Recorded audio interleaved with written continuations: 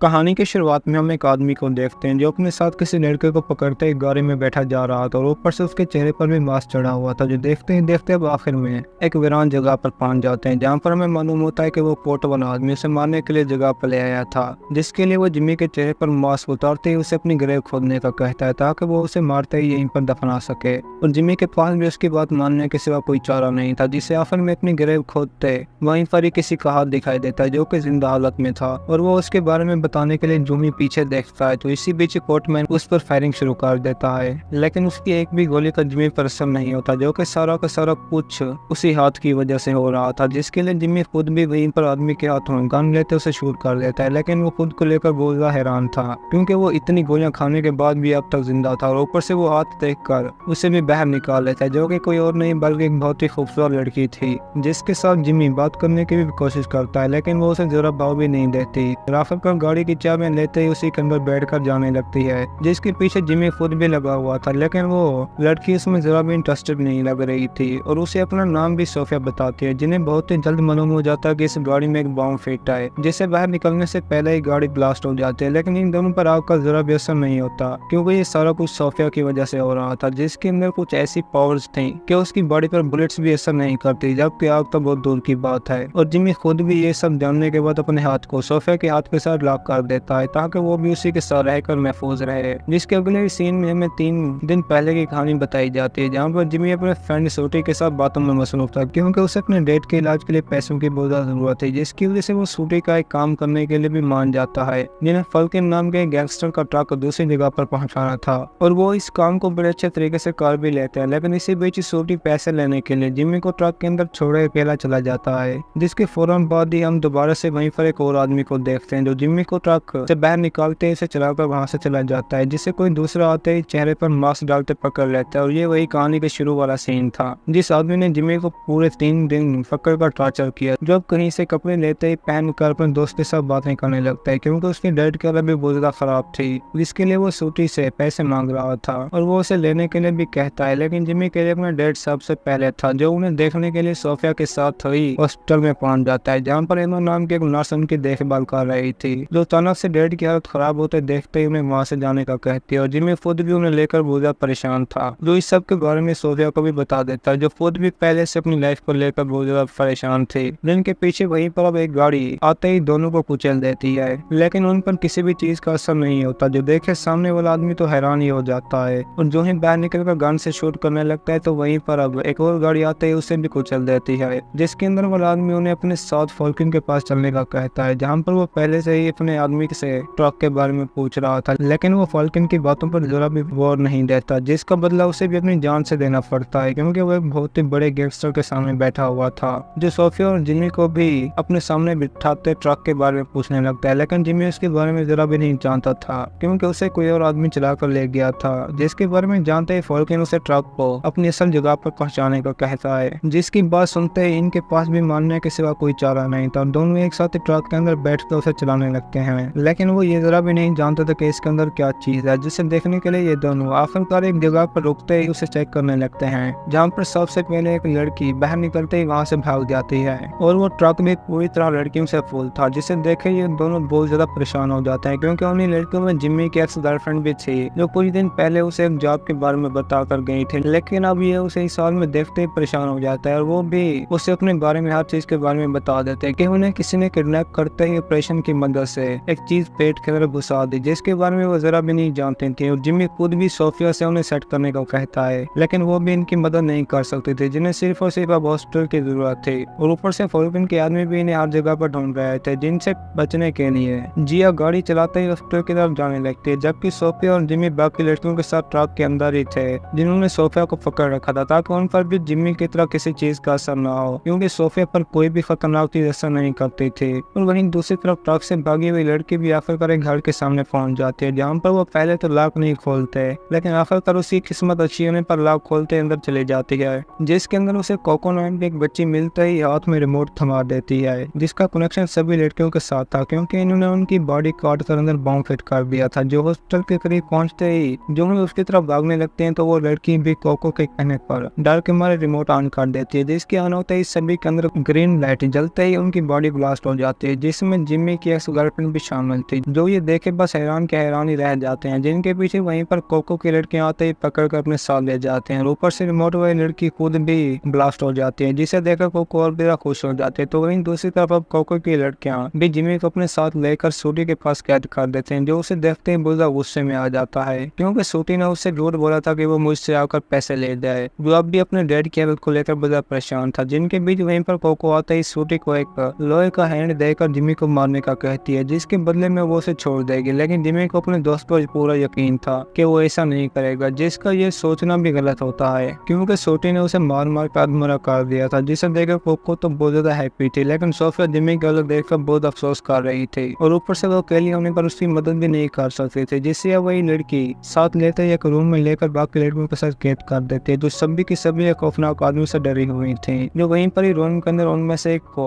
चुनते ही बाहर निकाल लेता है, जिसके अंदर वो बॉम्ब फिट करने वाला था। और वो करता भी ऐसा ही है, जिसके चेहरे पर वो आदमी सबसे पहले निशान बनाते ही उसे एक इंजेक्शन लगा देता है, और वहीं पर ही उसको पेट काटते अंदर बॉम्ब फिट कर देता है, जो देखे बाकी लड़कियां और भी ज्यादा डर जाती हैं, जिनमें से अब वो जो ही दूसरी को चुनने लगता है तो सोफिया बिना डरे उसके खुद पर बॉम्ब फिट करने का कहती है। लेकिन उसकी बॉडी पर कोई भी निशान नहीं बन रहा था, ऊपर से इंजेक्शन भी अंदर नहीं जा रहा था, जिसकी वजह से सोफिया वहीं पर ही जागते सभी को एक एक करते मार देती है, और वो छोड़ती उस आदमी को भी नहीं, जिसे वहीं पर एक बुलेट लेते ही गला काट देती है, जिसकी वजह से सभी लड़कियां और भी ज्यादा खुश हो जाते हैं, क्योंकि उस आदमी ने सोफे पर जितनी भी बुलेट्स चलानी थी उनका उस पर जरा भी असर नहीं होता, क्योंकि उसकी बॉडी को कोई भी नुकसान नहीं पहुंचा सकता। जिसके बाद वो सभी लड़कियों को साथ लेते ही बाहर निको के पास पहुंच जाते हैं, जिसे फोटो बनाने का बहुत ज्यादा शौक था, और सोफिया खुद भी उसके मुंह से अपना नाम सुनकर बहुत ज्यादा डर जाता है, क्योंकि उसके बारे में कोई भी नहीं जानता था। जो कहते वो लड़की भी भागने लगती है, लेकिन सोफिया भी किसी तरह करते उसे पकड़कर हर चीज के बारे में बताने का कहती है, जो दोनों ही अब एक साथ बिल्डिंग से जंप लगा देते हैं, लेकिन उन पर कोई भी चीज असर नहीं करती। जिसके बाद निको भी उसे एक पेंटिंग दिखाकर बुरी औरत के बारे में बताती है, जिसे कोई और नहीं बल्कि जिमी ही जानता था,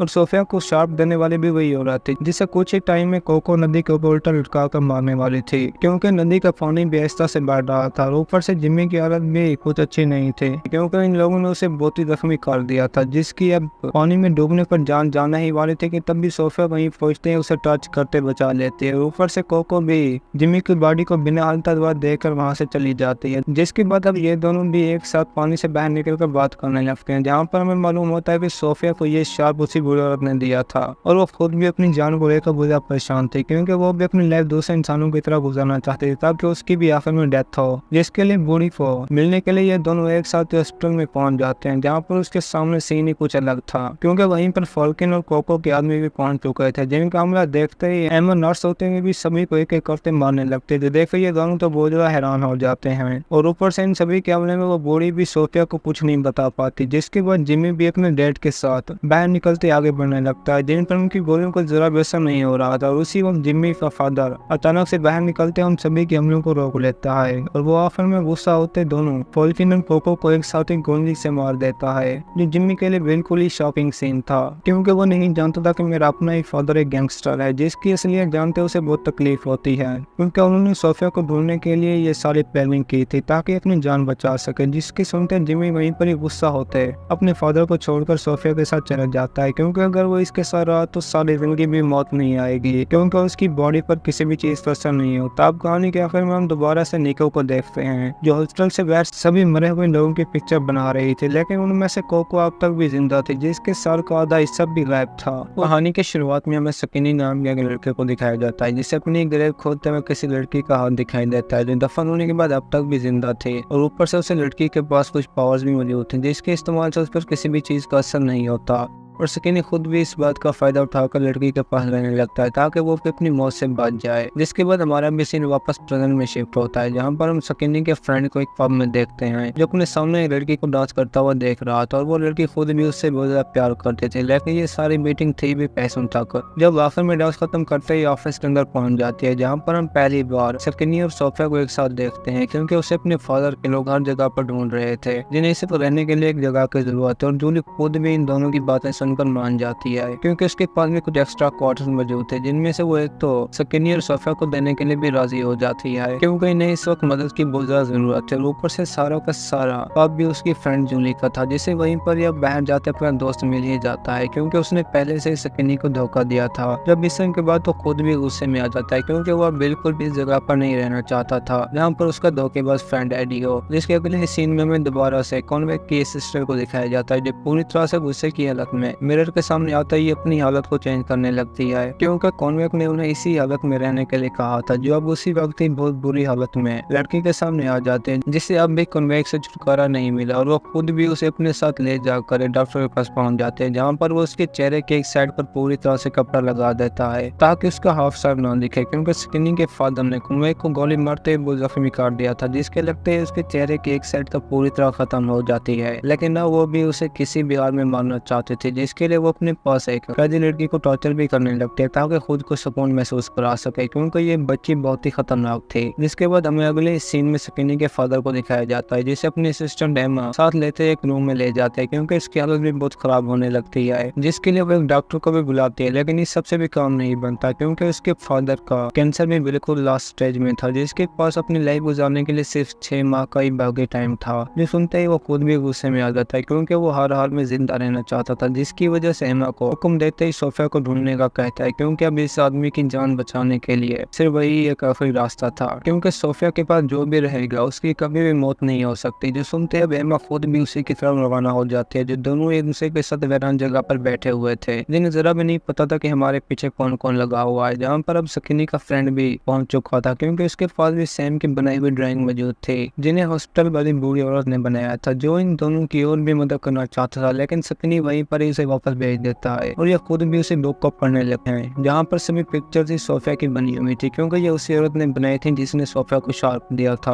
और वो इसी के साथ अपने पास्ट में पहुंच जाती है, जहाँ पर उसे एक जॉब के लिए घर में बुलाया गया था और वो उसमें सिलेक्ट भी हो गई थी क्योंकि उसका काम सिर्फ खाने बनाने का था। जिसके बाद मैनेजर उसे इसी घर की मालिक हेलन के पास भी ले जाता है, जिसे ड्राइंग बनाने का बहुत ही शौक था और वो सोफिया को देखकर खुद भी खामोश हो जाता है क्योंकि ये एक बहुत ही खूबसूरत लड़की थी जिसे सकिनी में थोड़ा इंटरेस्ट पैदा हो रहा था। और ऊपर से जब सकिनी का फादर बैठा था तो एमा उसी वक्त आते ही फ्रेश होने के लिए नहाने लगती है, जिसके बाद वहीं पर एक लड़की आते ही चाकू के साथ फादर पर भी हमला कर देती है, जिन्हें जरा भी इस सब के बारे में पता नहीं था। और ऊपर से वो जो ही ब्लास्ट होने लगती है तो वहीं पर एमा आते ही अपने सीनियर की जान बचा लेती है क्योंकि इन सभी को भेजने वाली भी कॉन्वे खुद ही थी। और वहीं दूसरी तरफ पास्ट में सोफिया खुद भी घर के अंदर एक लॉकेट चुराते पकड़ी जाती है, जिसे सबसे पहले ले जाए हेलन के पास जाता है, लेकिन वो भी उसे सजा देने के लिए बिल्कुल आमादा नहीं थी क्योंकि हेलन को भी सोफिया पसंद आ गई थी, जिसको लेकर वो उसे कॉन्ट्रैक्ट साइन करने का कहते हैं क्योंकि सोफिया को अब अपनी गलती के बदले एक ड्राइंग बनानी पड़ेगी, जिसके लिए वो खुद भी मान जाता है क्योंकि उस वक्त सोफिया के पास पावर्स नहीं थी जिनके बारे में वो सकिनी को भी बता देती है। जहाँ पर अब उनके बीच वहीं पर सैम भी पहुंच चुकी थी, जिसे देखते ये दोनों और भी ज्यादा हैरान हो जाता है क्योंकि वो थी पूरी तरह से पागल लड़की, जो इन दोनों को कन्वे के बारे में भी बता देते हैं कि वो जिंदा है। लेकिन उन्हें इस बात पर जरा भी यकीन नहीं था, जिसको साबित करने के लिए वो उन्हें अपनी खींची हुई पिक्चर्स भी दिखा देती है, जहाँ पर उसका हाफ चेहरे को देखकर इनकी परेशानी में और भी इजाफा हो जाता है। जिसके बाद वो खुद भी जान बचाने के लिए चेहरे को कपड़े के साथ छुपाते ही आगे जाने लगते हैं। और वही दूसरी तरफ जब जूली और एडी एक दूसरे के साथ बातें कर रहे थे तो एडी को भी अपनी गलती का एहसास हो जाता है, जिसकी वजह से जूली उसे वहीं पर ही सकिनी को ढूंढने के लिए भेज देते हैं, जो फादर जरा भी नहीं जानता था क्योंकि वो भी अब एक टेलर की शॉप पर पहुंच चुका था जो उसका पुराना साथी था, जिसे फादर अब भी पैसे देकर अपने साथ शामिल कर लेता है। लेकिन इससे काम भी नहीं बनने वाला था, जो आखिर पर उसे सभी आदमी को पास ले आने का कहता है। जिसके फौरन बाद ही हम सोफिया के पास्ट में शिफ्ट होते हैं, जहाँ पर हेलन उसे अपने सामने बिठाते ही पेंटिंग शुरू कर देती है, जो कि बहुत ही खूबसूरत अंदाज में बैठी हुई थी। उस सोफिया को वहीं पर देखते सेट भी करने लगती है, लेकिन इसी भी डॉनडाक होने पर वहीं छोड़ते ही चली जाते हैं क्योंकि उसकी अपनी लाइफ भी बहुत ज्यादा बोरिंग थी। जिसकी फ्रेंड सैम के पास भी अब एडी पहुंच चुका था और वो उससे हर चीज के बारे में पूछने लगता है, लेकिन सैम भी कुछ न बताने के बाद भी उसे हर चीज के बारे में बता देते हैं कि वो अपने उसी पुराने घर के अंदर गए हुए हैं, जिसे वो आखिरकार तो रास्ता भी बता देते हैं, जहाँ पर पास्ट में हेलन उसे एक पहाड़ी पर भी ले जाती है क्योंकि अब ये कहानी भी 2 हिस्सों में चल रही थी, जिससे उसी वक्त हेलन कुछ परिंदे झुंड की हालत में दिखाते ही खुश कर देते हैं क्योंकि वो मंजर ही बहुत हसीन था, जिसे ढूंढने के लिए एमा जूली के पब में पहुंच चुकी थी। लेकिन उसे एमा का यहाँ पर आना बिल्कुल पसंद नहीं था, जिससे वो ऑफिस में ले जाते ही बातें करने लगती है, लेकिन जूली उसे किसी भी चीज के बारे में नहीं बताते। जहाँ पर सकिनी और सोफिया भी एक साथ उसी घर के अंदर पहुंच चुके थे, लेकिन उनके लिए अब इस सबसे भी बड़ी प्रॉब्लम थी क्योंकि वहाँ पर किसी ने एक जाल बिछा रखा था, जिसके अंदर जाते ही सभी कील एक साथ इन पर आ लगते हैं। लेकिन सोफिया के साथ होने पर सकीनी पर इन सभी का जरा बेसर नहीं होता। जिस सब के बाद इन दोनों के सामने भी एक लड़का आ जाता है, जो दोनों के साथ ही सोफिया की पावर्स के बारे में बातें करने लगता है। लेकिन अब तो सकीनी खुद भी उसके साथ जुनून में आकर बातें करने लगता है, जिसे सोफिया खामोश कराते ही अपने पीछे खून के साथ लिखे हुए कुछ लेटर्स पढ़ने लगती है, जिन्हें देखते ही वो खुद भी वापस पास्ट में पहुंच जाती है, जहाँ पर हेलेन अपनी सभी लड़कियों के साथ एक आदमी से इंटीमेट हो रही थी, जो कि पूरी तरह से एक रोमांस वाला सीन था। और उस सब का सोफिया पर भी जरा असर नहीं होता। जिस सब के बाद एमा भी एडी के पास पहुंच चुकी थी, वो इससे भी इस सब के बारे में पूछने लगती है। लेकिन उसके कुछ न बताने पर अब एमा उसका मार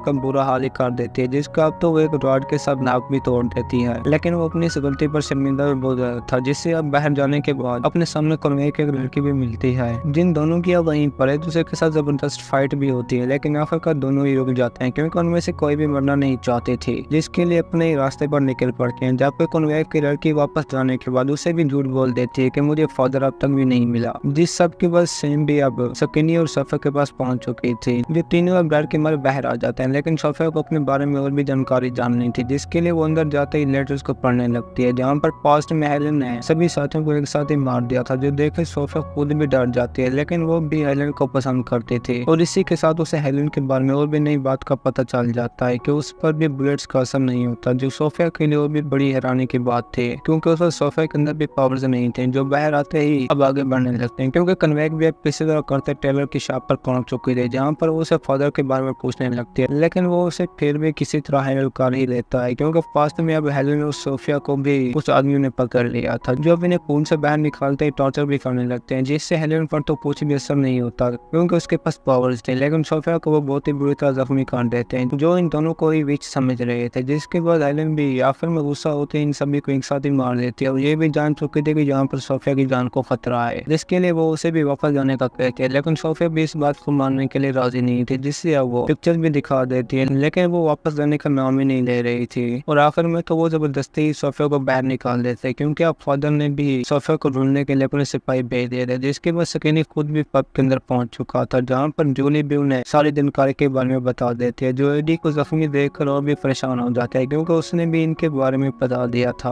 जिसको सुनकर सकीनी भी अपने फादर के साथ मिलने के लिए चला जाता है, ताकि वो उन्हें रोक सके। लेकिन रास्ते में ही उसे अपने सामने कॉन्वेक के आदमी आते ही पकड़ लेते हैं, जिससे वो अंदर ले जाते ही फादर के बारे में पूछने लगते हैं। लेकिन सकीनी भी उन्हें किसी चीज के बारे में नहीं बताता, हालांकि वो उसे करंट लगाकर भी टॉर्चर करने लगते हैं, जिससे सकीनी तो बहुत ही तकलीफ में था, लेकिन वो फिर भी किसी चीज के बारे में नहीं बता रहा था। जिसकी वजह से कॉन्वेक के पास वाला आदमी सकीनी को पकड़ते ही उसी की बॉडी के अंदर एक बम फिट कर देता है, जो सकीनी के लिए बहुत ही खतरनाक सीन था। जिससे अब कॉन्वेक अपने सामने लाते ही सोफिया के बारे में पूछने लगती है, लेकिन सकीनी उसे फिर भी नहीं बताता। जिस सब को सुनने के बाद कॉन्वेक उसका बम भी ऑन कर देते हैं, लेकिन उसी वक्त अपनी असिस्टेंट के आते ही रुक जाती है, जिससे हम सोफिया की जगह के बारे में पता चल चुका था कि वो सब भी एक पब के अंदर ठहरे हुए हैं, जहाँ पर अब सकीनी का फादर भी पहुंच चुका था, क्योंकि वह जगह पर सभी गुंगों का किंग था, जिन्हें देखते ही जूली भी वहीं पर अपनी असलियत पर पहुंच जाते हैं, क्योंकि वो खुद भी फादर के साथ मिली हुई थी। जिसे देखते एडी के तो होश ही उड़ जाते हैं, लेकिन सोफिया फिर भी हार नहीं मानती। जिनके बीच अब कॉन्वेक भी सकीनी को लेकर पहुंच चुके थे, जिन्हें देखते ही उन सभी की वहीं पर लड़ाई शुरू हो जाती है, और सोफिया भी सैम के हाथों गन लेकर सभी को शूट करने लगती है, जो कि एक बहुत ही जबरदस्त सीन था। लेकिन इसी बीच कॉन्वेक सकीनी का बम भी ऑन कर देते हैं, जिसकी वजह से एडी उसे दूसरों से बजाते ही सोफिया के पास पहुंचा देता है, जिसको पकड़ते ही अब उसकी जान भी बच जाती है। लेकिन इसी बीच सैम एक गन के साथ सकीनी के फादर को मार देते हैं, क्योंकि उसने भी अपने भाई को मारने का बदल लिया था। जिस